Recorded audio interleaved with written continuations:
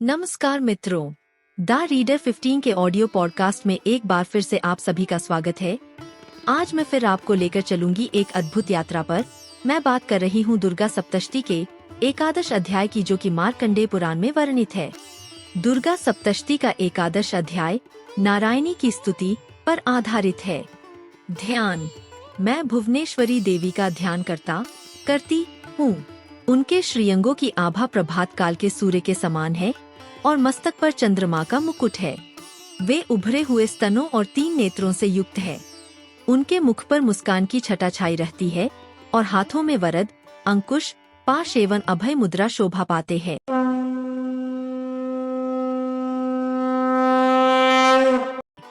ऋषि कहते हैं, देवी के द्वारा वहां महादैत्यपति शुंभ के मारे जाने पर इंद्र आदि देवता अग्नि को आगे करके उन कात्यायनी देवी की स्तुति करने लगे। उस समय अभीष्ट की प्राप्ति होने से उनके मुख कमल दमक उठे थे और उनके प्रकाश से दिशाएं भी जगमगा उठी थीं। देवता बोले, शरणागत की पीड़ा दूर करने वाली देवी, हम पर प्रसन्न हो। संपूर्ण जगत की माता, प्रसन्न हो। विश्वेश्वरी, विश्व की रक्षा करो। देवी, तुम ही चराचर जगत की अधीश्वरी हो। तुम इस जगत का एकमात्र आधार हो, क्योंकि पृथ्वी रूप में तुम्हारी ही स्थिति है।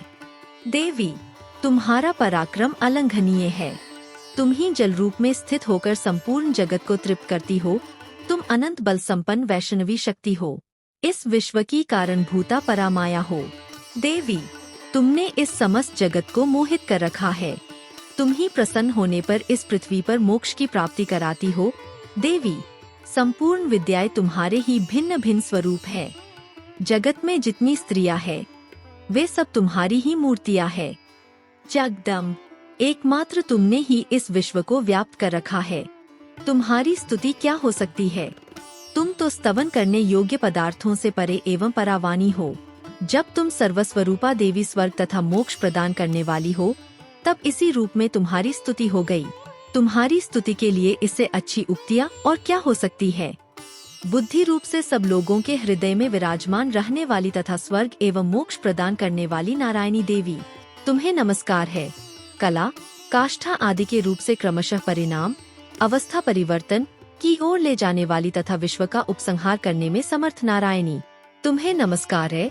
नारायणी, तुम सब प्रकार का मंगल प्रदान करने वाली मंगलमयी, कल्याणदायिनी शिवा, सब पुरुषार्थों को सिद्ध करने वाली, शरणागत वत्सला, 3 नेत्रों वाली एवं गौरी हो। तुम्हें नमस्कार है। तुम सृष्टि, पालन और संहार की शक्तिभूता, सनातनी देवी, गुणों का आधार तथा सर्वगुण में हो। नारायणी, तुम्हें नमस्कार है। शरण में आए हुए दीनों एवं पीड़ितों की रक्षा में संलग्न रहने वाली तथा सबकी पीड़ा दूर करने वाली नारायणी देवी, तुम्हें नमस्कार है।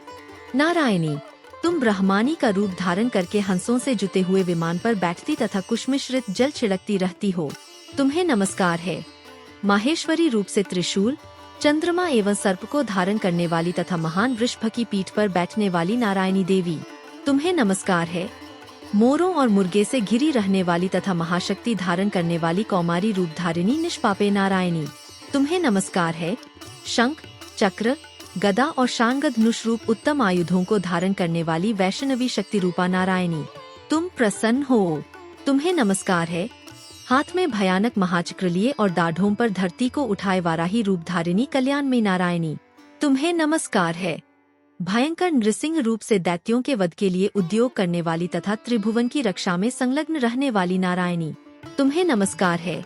मस्तक पर किरीट और हाथ में महावज्र धारण करने वाली, सहस्र नेत्रों के कारण उद्दीप दिखाई देने वाली और वृत्रासुर के प्राणों का अपहरण करने वाली इंद्र शक्ति रूपा नारायणी देवी, तुम्हें नमस्कार है। शिवदूती रूप से दैत्यों की महती सेना का संहार करने वाली, भयंकर रूप धारण तथा विकट गर्जना करने वाली नारायणी, तुम्हें नमस्कार है।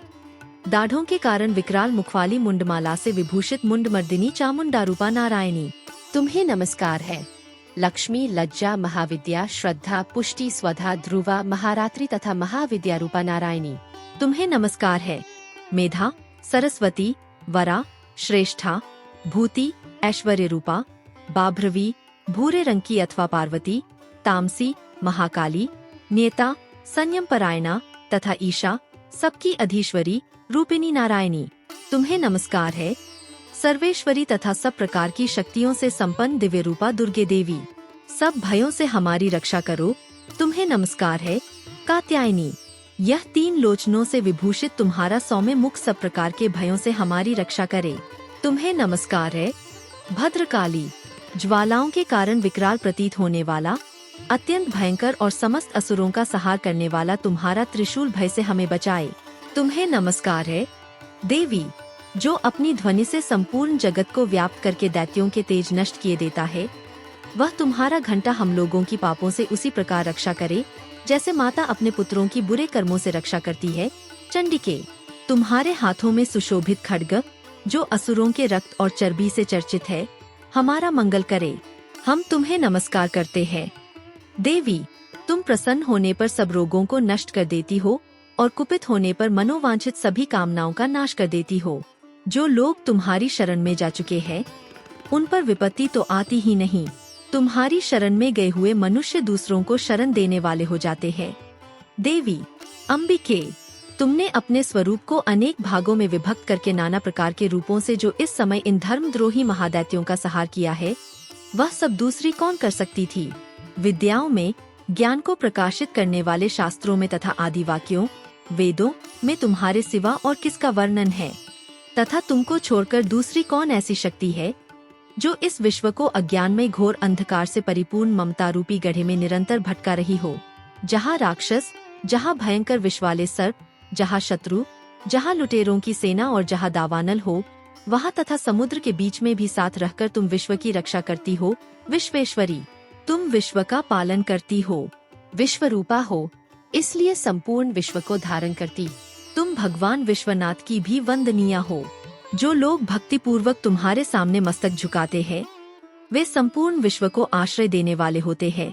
देवी प्रसन्न हो। जैसे इस समय असुरों का वध करके तुमने शीघ्र ही हमारी रक्षा की है, उसी प्रकार सदा हमें शत्रुओं के भय से बचाओ।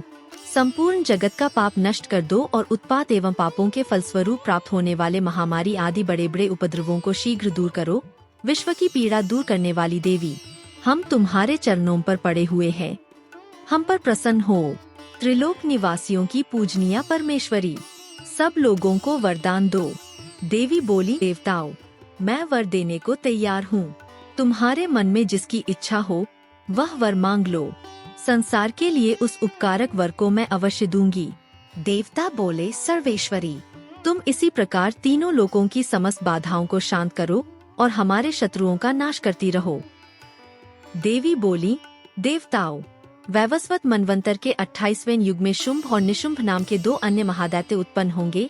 तब मैं नंदगोप के घर में उनकी पत्नी यशोदा के गर्भ से अवतीर्ण हो विंध्याचल में जाकर रहूंगी और उक्त दोनों असुरों का नाश करूंगी।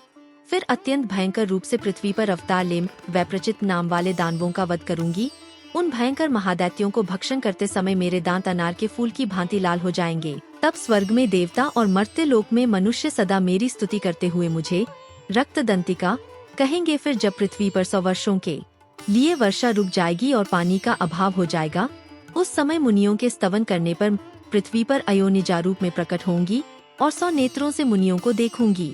8 मनुष्य शताक्षी इस नाम से मेरा कीर्तन करेंगे। देवताओं, उस समय मैं अपने शरीर से उत्पन्न हुए शाकों द्वारा समस्त संसार का भरण पोषण करूंगी। जब तक वर्षा नहीं होगी तब तक वे शाक ही सबके प्राणों की रक्षा करेंगे। ऐसा करने के कारण पृथ्वी पर शाकंभरी के नाम से मेरी ख्याति होगी। उसी अवतार में मैं दुर्गम नामक महादैत्य का वध भी करूंगी। इससे मेरा नाम दुर्गा देवी के रूप से प्रसिद्ध होगा। फिर मैं जब भीम रूप धारण करके मुनियों की रक्षा के लिए हिमालय पर रहने वाले राक्षसों का भक्षण करूंगी, उस समय सब मुनि भक्ति से नतमस्तक होकर मेरी स्तुति करेंगे। तब मेरा नाम भीमा देवी के रूप में विख्यात होगा। जब अरुण नामक दैत्य तीनों लोकों में भारी उपद्रव मचाएगा, तब मैं तीनों लोकों का हित करने के लिए 6 पैरों वाले असंख्य भ्रमरों का रूप धारण करके उस महादैत्य का वध करूंगी। उस समय सब लोग भ्रामरी के नाम से चारों ओर मेरी स्तुति करेंगे। इस प्रकार जब जब संसार में दानवी बाधा उपस्थित होगी, तब तब अवतार लेकर मैं शत्रुओं का संहार करूंगी।